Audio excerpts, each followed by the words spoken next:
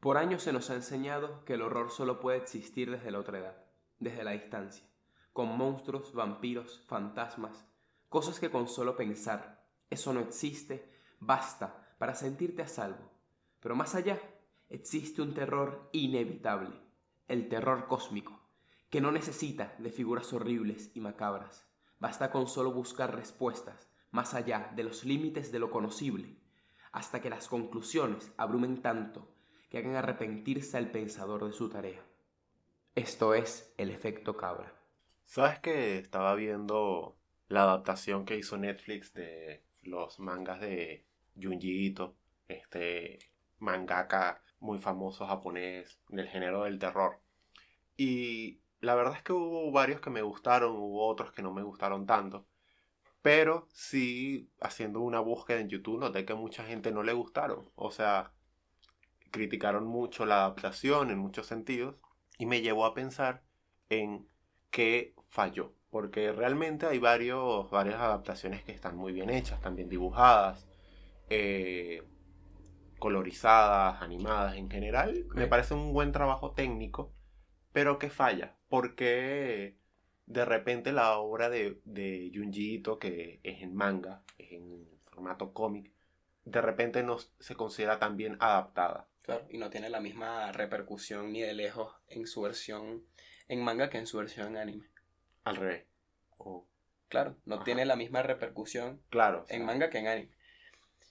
Y es fundamentalmente, o se comenta, que es porque este tipo de género, conocido como terror cósmico, cuyo pionero no hace falta mencionar, claro. es por supuesto nuestro queridísimo amigo Lovecraft, necesita de un juego con las fronteras de lo imaginable.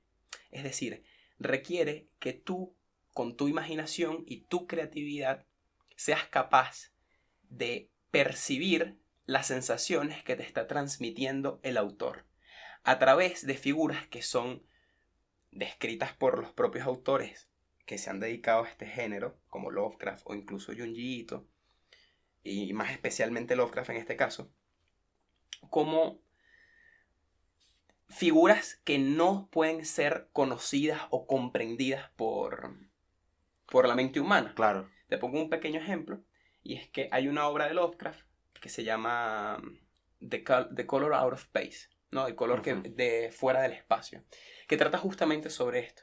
Y los protagonistas describen una especie de masa alienígena con un color que no entra en la gama cromática que conocemos. Es decir, tiene un color inimaginable. Y tú, inevitablemente, al escuchar esto, una masa alienígena, tal, vas a empezar a hacerte imágenes en la cabeza. Y el que está escuchando esto va a empezar a intentar imaginar, valga la redundancia, imágenes sobre cómo podría verse y nunca va a acertar. Claro. Porque va más allá de lo que puede comprender o imaginar el ser humano. Claro, porque el terror cósmico como género juega mucho con el lenguaje. De hecho, en este cuento de Lovecraft, que se llama Más allá de la barrera del al otro sueño. lado de la barrera del sueño, Sí. exacto. eh, Se habla mucho de esto, se habla mucho de la incapacidad que tiene un personaje en describir con lo que sueña. Y es lo que atrae al protagonista de la historia, la incapacidad lingüística del personaje en transmitir aquellas ideas y llega como a la conclusión de que si no lo puede transmitir es que el lenguaje no da para hablar de estas cosas. Entonces, eso ah, nos lleva como a pensar en el terror cósmico como ese género de lo inconocible. Uh-huh. Porque si tú te fijas, a ver, este género se hace presente en muchos medios. Originalmente en el escrito, en la novela, en el cuento, pero ha llegado al cine, ha llegado a los videojuegos, ha llegado al manga y obviamente en cada uno de estos géneros ha adaptado cosas, ha incorporado cosas, incluso ha llegado a estar presente en obras que no pretenden ser de terror, como puede ser la saga Souls, Elden Ring y demás, donde hay elementos de terror cósmico, aunque no sean obras de terror per Por se. ejemplo, en Elden Ring, donde ves el terror cósmico. Por ejemplo, en Elden Ring está en que, bueno, el lore de Elden Ring es que hay una especie alienígena, casi que inconmensurable, que llega al planeta y de cierta manera corrompe todo lo que se encuentra. Y de ahí se desata la historia de Elden Ring y demás. Claro.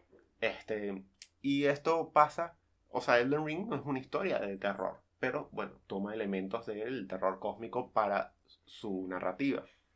A lo que voy es que yo creo que la adaptación en anime de Junji Ito de repente no transmite lo mismo que el manga original, porque hay que hacer ciertas diferencias en cuanto a la narrativa de la obra.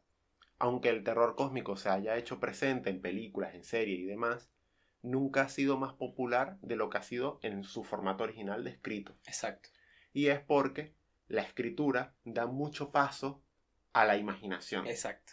Y es en esta imaginación donde, pues, este tipo de terror que da tanto pie a hacerte jugar con el lenguaje tiene tanto éxito, porque es allí donde llega la agonía. Claro, porque si yo te digo, por ejemplo, si Lovecraft agarra y describe uno de sus dioses como algo que no puede ser comprendido por la mente humana y que tendrías muy mala suerte de verlo porque descenderías a la locura, no porque el dios sea malo, no porque el dios esté en tu contra, probablemente esa figura ni siquiera captaría tu presencia. De tu presencia, claro. Pero como es tan inimaginable, entonces te corrompe absolutamente. Claro. Pero ¿qué pasa? Si yo te digo eso, tú empiezas a imaginar Claro. y das forma. Y de alguna forma tu pequeña mente humana va a intentar escarbar y va a tratar de buscar una explicación, una imagen, alguna representación. ¿Cuántas representaciones no hay de Cthulhu, por ejemplo? Claro. Y Cthulhu ni siquiera es el mejor ejemplo. Uh-huh. Pero si yo te digo eso, mira, es un dios inimaginable que si lo ves, y te muestro una foto o un video, dibujar es comprender. Ya pierde poder, ¿sabes? Uh-huh. Pierde poder narrativo porque ya le diste una imagen. Claro. Ya no solamente tiene ya pasa a tener una identidad. Uh-huh. Y cuando es relacionable, pierde terror. Claro. Porque el principal elemento del terror es el misterio, sin ningún tipo de duda. Y es que, bueno, se puede decir, bueno, pero Junji Ito dibuja. Y entonces al dibujar se perdería la esencia. Lo que pasa es que creo que el terror en la obra de Junji Ito radica en algo similar, pero voy a construir un poco la idea. Dale.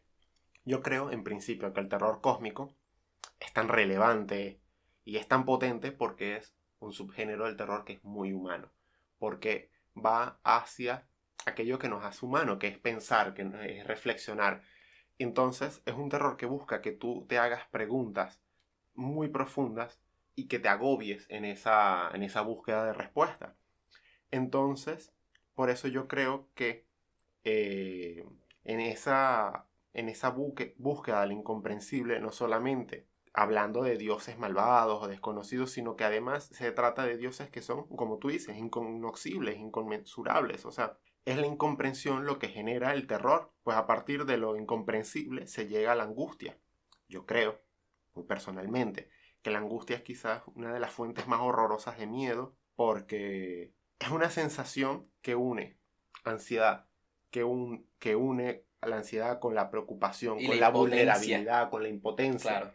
Entonces, creo que por eso yo, por ejemplo, soy muy susceptible a los juegos de terror, porque son donde más vulnerable te hace sentir. Por eso, más allá incluso del videojuego, que hay casos como Silent Hill que juegan mucho no con el terror cósmico directamente, pero el terror japonés de cierta manera se parece mucho porque es muy sutil. Claro, y fíjate, por ejemplo, en la propia obra de Junji Ito, sobre lo que venimos comentando, es interesante que justamente estábamos viendo los globos flotantes, creo que se llama The Hanging Balloons en inglés.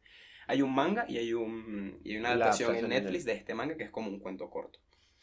Y es interesantísimo porque Junji Ito no se molesta en intentar explicarte de dónde vienen las cabezas flotantes.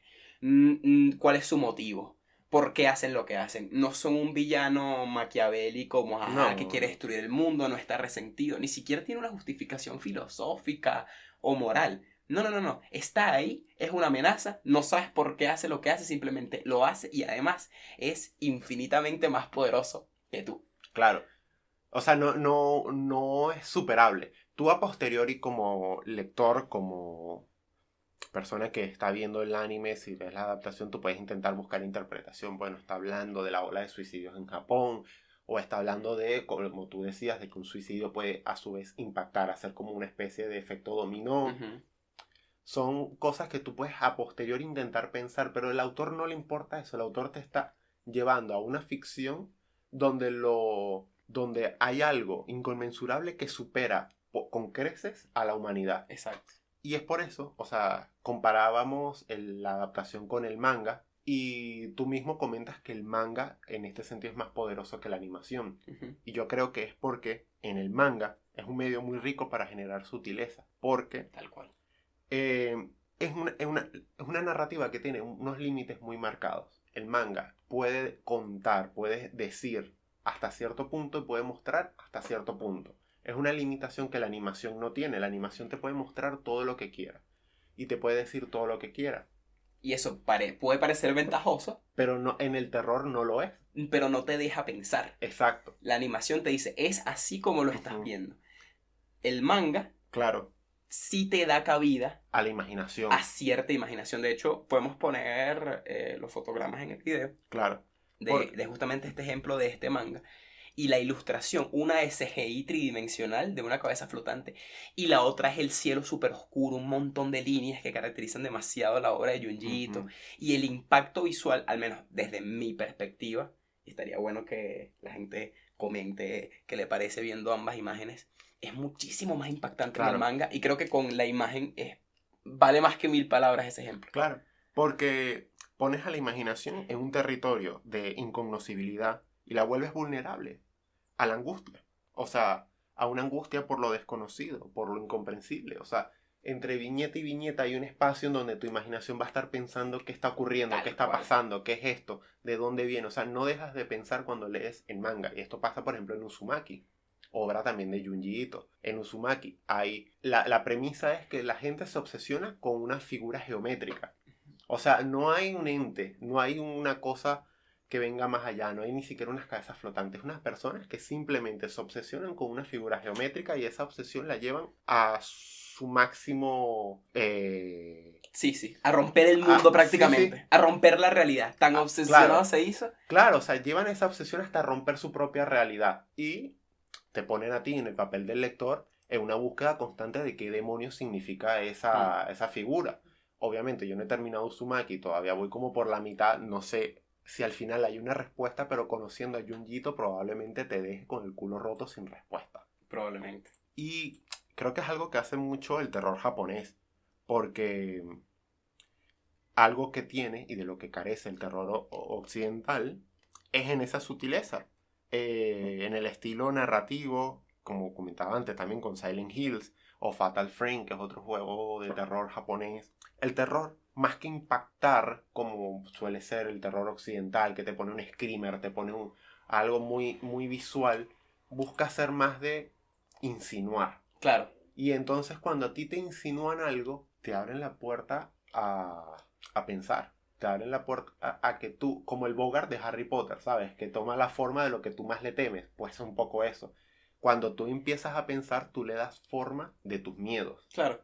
Y de cierta forma, ese terror, o sea, ese terror, digamos, más tradicional, que te aleja un poco de lo cotidiano, ¿no? Con monstruos y cosas, era un poco lo que comentaba en la intro. A la larga, después de que lo consumes demasiado, deja de dar miedo. Y quizá te centras más en cuestiones como la narrativa, tal, después que viste 20 películas de fantasma, viste que tampoco vas a descubrir el agua tibia. Tampoco vas a descubrir el agua tibia. Claro. Pero tú puedes leer un libro de Lovecraft y luego el otro, y luego el otro, y luego el otro, y nunca te dejas asombrar precisamente por esa capacidad de dejarte a ti a que pienses, a que imagines, haciendo la conciencia el peor enemigo. El peor enemigo, exacto. Porque un perro no se va a molestar por esas cosas. El perro existe, No. ve lo que ve, entiende lo que entiende y ya. Pero es la conciencia la que te carcome. Claro, por eso mencionaba que el terror cósmico es muy humano, porque el terror cósmico da pie a este terror filosófico. Terror filosófico. que va hacia las preguntas por el ser, que bueno, es en torno a lo que gira la filosofía de Heidegger. La pregunta por el ser es la inquietud de Heidegger. Y estas preguntas son las más trascendentales y muchas veces irrespondibles. Claro. ¿Qué hay después de la muerte? Por ejemplo, creo que es la mayor pregunta de la humanidad y nadie la va a poder responder nunca. No. Y probablemente va más allá de los límites del conocimiento. Claro. O sea, y la gente, o sea, y de nuevo, y eso te lleva a otra reflexión más allá. Y es que nosotros utilizamos la ciencia, utilizamos la religión, utilizamos los elementos de la cultura para seguir adelante con nuestra vida. Porque estancarse en la imaginación, en la conciencia y en ese estado pleno de indagación, yo estoy convencido de que te lleva a la locura, de que te rompe totalmente. Claro. Porque vas a empezar a encontrar respuestas que quizá ni siquiera puedes expresar. Exacto. Y es que está un tema que el mismo Heidegger lo dice en Ser y Tiempo, que es que el habla es la articulación de la comprensibilidad. O sea, tú no puedes expresar algo que no puedas decir en palabras. Pero hay cosas que yo siento, pues, yo creo que es así, que uno percibe, pero Ok. que no puede explicar. Claro, por Como eso. cuando estás loco que sabes que tienes una idea y tienes que empezar a esmaruñar palabras y Claro. conceptos para expresarle y que otro te entienda. Ujú. Pero eso no quiere decir que tú no la comprendas. Lo que pasa es que vas como una aguja. ¿Sabes qué? Como un embudo también. No, y fíjate, el terror tradicional es como una aguja que te pincha. Ujú. Y te da miedo porque te pincha, porque te duele. Pero el terror cósmico es una aguja que va desde dentro hacia afuera. No te pincha la cabeza desde fuera, sino que va desde dentro de la conciencia, empujando los límites de lo que tú puedes conocer. Ok.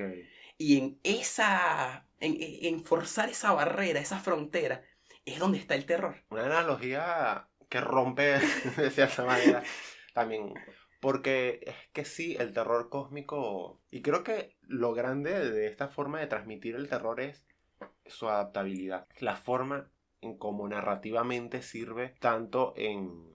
Como lo comentábamos, en Elden Ring, la saga Souls, en True Detective también, que está el tema de que es muy traído a tierra, no hay ningún dios, no hay ningún nada, pero siempre se juega con la idea de qué ocurrió. Y los protagonistas están en una constante búsqueda, que es eso, es autodestructiva. O sea, los protagonistas de la serie están en una búsqueda que les lleva años y que los va destruyendo, les va destruyendo su vida, les va destruyendo sus relaciones sociales, porque es esa especie como de aguja que va de adentro hacia afuera y que no puedes parar, porque tú la aguja que te está pinchando la cabeza, tú la esquivas, tú te Claro, mueves, claro, pero claro. si está dentro de ti, ¿qué haces? Claro, tal cual. Es que es esa pregunta que te haces, esa pregunta incómoda, la noche de ansiedad que te da, no tienes forma de esquivarla, está en ti. Entonces el miedo se vuelve muy profundo. Y es totalmente inmaterial. Claro. Porque va más allá de una... Yo creo que va más allá de una simple crisis de ansiedad de verga, ¿qué estoy haciendo con mi vida? Uh-huh. Eso se puede responder, puedes empezar a hacer proyectos, puedes escribir cosas. Pero una cosa es que tú te preguntes, ¿qué estoy haciendo con mi vida? Otra cosa es que tú te preguntes, ¿qué es mi vida? Uh-huh. Claro, son preguntas que abocan al absurdo del que hablábamos en el episodio anterior. Abocan al absurdo totalmente, pero además abocan a una angustia existencial espantosa, bueno, de la que hablan muchos filósofos existencialistas, ¿no? Que de hecho alguno habrá sido contemporáneo con Lovecraft. Sí, y si tú te pones a ver, de hecho, en la vida de los filósofos en sí, tú te pones ahí, la mayoría parecen protagonistas de obras de Lovecraft. Sí, o sí, sea, bueno, lo comentamos y pusimos uh-huh. una foto de Chomsky y de Wittgenstein en el episodio anterior y todo. Ok, claro, es que esa búsqueda de respuesta siempre es agotadora. Pero yo creo que además, una vez que entras en ella, no sales. No sales, claro. Esto a lo que tú decías, que el que entra a las preguntas no sale, me hace recordar a lo que decía Roland Barthes en Mitologías sobre el mitólogo, que una vez que ve más allá del mito, no puede volver a como pensaba antes. O sea, ya no... Siempre sus interacciones sociales van a estar mediadas con saber qué hay detrás del mito. Entonces, obviamente, ya no piensa como uno más porque está detrás de la cortina. Me hace pensar en eso, o sea...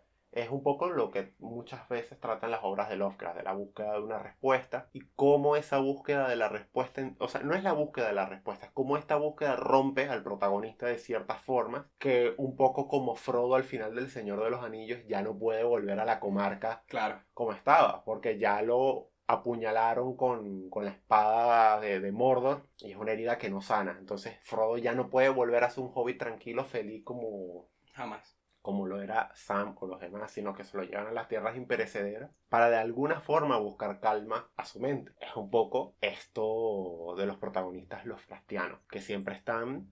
En la Bueno, búsqueda de respuesta. sí, por lo general que no hay existe. nunca en las obras de Lovecraft y a quienes influencia como Junji Ito, incluso el mismo Stephen King. Claro, Stephen King. No hay finales felices por lo general. El final más feliz siempre está mediado por algo amargo, o sea, siempre hay una tragedia, siempre está mediado por un protagonista que no va a volver a ser el mismo. Por ejemplo, en The Shining, puede que los protagonistas, bueno, el niño y la mamá sobreviven, pero después de lo que vivieron no es como que van a ir a felices a hacer un picnic en el campo. No, claro que no.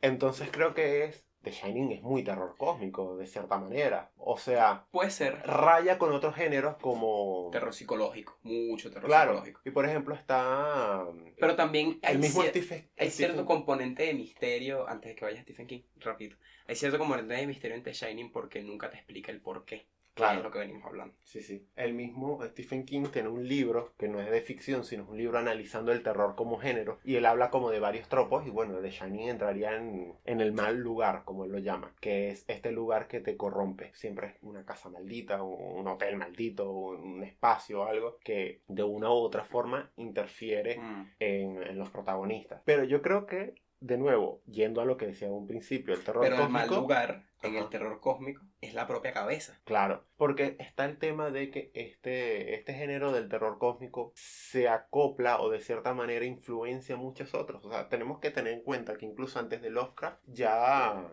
había ciertos principios de terror cósmico. No era el terror cósmico de Lovecraft con Cthulhu y demás, pero hay un libro que se llama El Rey de Amarillo, que es previo a Lovecraft, que es de 1890 por allí. El autor Chambers. Algo así, no me acuerdo el nombre, pero es un precursor del género. Luego viene Lovecraft, luego Lovecraft influencia a una generación completa de autores. Bueno, entre Chambers y Lovecraft también está Poe. Claro, es Robert William Chambers, el autor del Rey de Amarillo. Ok. ¿Quién decías tú? Poe. Ah, O sea, bueno, entre Edgar lo- Allan entre- Poe también, claro, claro, sí, completamente.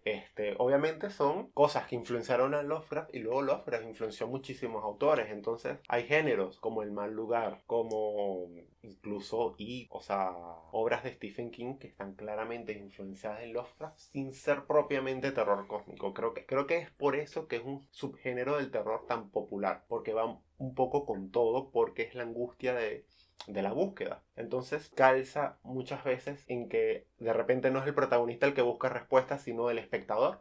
Tú estás viendo The Shining, la película, o leyendo el libro y preguntándote. Tú estás intentando ir más allá. Claro. Y es creo que lo que le hace que este tipo de terror, sin ser propiamente Lovecraftiano, pueda pegar tanto en la audiencia. Porque tú estás viendo y estás intentando entender qué es Pennywise. Claro. Porque no es un payaso que se cambia de forma, es un extraterrestre, pero es un ser más allá de eso. O sea, creo que es por eso que es un género que nos gusta tanto. Sí, pero como te digo, no, o sea, igual esas obras rayan mucho en el propio terror físico, ¿no? El propio Claro. terror material. Pero, o sea, el peor sentimiento de angustia y fobia no necesita ni una gota de sangre, ni un desmembramiento. Basta con empezar a preguntarte cosas o en darte cuenta de cosas. Claro, como este cuento del que hablábamos de Lovecraft, que no hay violencia en ningún momento, creo. No me acuerdo Bueno, sí, bien. el tipo es un salvaje que mata a un montón de gente y lo internan Ajá. en un asilo, pero el terror no radica en eso. No, el terror va hacia incluso los últimos párrafos, que es el protagonista adentrándose en los sueños de este tipo y topándose con una entidad incomprensible Y- para la cual rompe todas las reglas de la física, Sí. rompe el tiempo y el espacio, porque existe fuera del espacio y fuera del tiempo, o sea, Y existe fuera del espacio y fuera del tiempo. Y no te voy a hacer spoiler porque sé que no lo has leído, pero es que no lo puedo dejar de comentar. Y es que en Black Paradox, que También de es Junji otro Ito. manga de Junji Ito, súper interesante, hay una dimensión también donde se rompen las leyes de la física, del tiempo, de lo comprensible y lo curioso y la relación que hay entre Lovecraft, más allá de la barrera del sueño, Junji Ito, Black Paradox, es que ambos describen este mundo que no se puede, que va más allá de los límites del lenguaje, lo que venimos hablando, esta dimensión, no como una dimensión oscura, como haría el terror convencional, de una noche oscura con el vampiro, el hombre lobo, el zombie. No, no, no. Siempre describen sitios llenos de luz, sitios llenos de figuras, sitios llenos de cosas, de elementos, de cosas que de alguna forma son materiales, que quizá de alguna forma obviamente no se pueden conocer, pero están ahí. Y la oscuridad que representa el misterio y el desconocimiento ya no está en el escenario, sino en la incomprensión propia, está en ti mismo. Claro, yo creo que esas ideas abstractas son la clave para entender entonces el fracaso de la adaptación de las historias de Junji Ito en Netflix. Y es que, Bueno, fracaso. claro, bueno, fracaso porque tuvo muchas críticas negativas. O sea, y yo creo que es precisamente porque adaptar a lo visual esas ideas abstractas es prácticamente imposible. Es una buena animación, tiene Está buenos bien. O capítulos. sea, está bien. Hay un capítulo que es más un thriller que terror cósmico, entonces está muy bien hecho.